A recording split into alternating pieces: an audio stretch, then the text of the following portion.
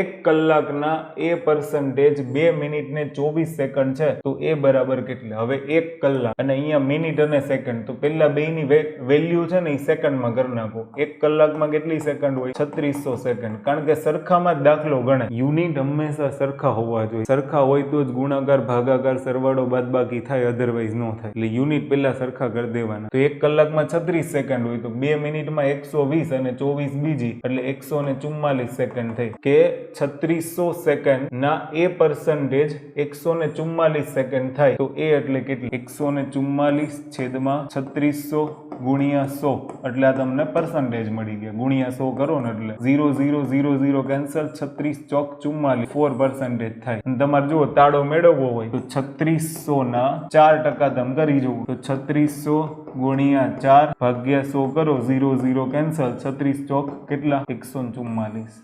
જવાબ આવી જશે 2 મિનિટ ને 24 સેકન્ડ.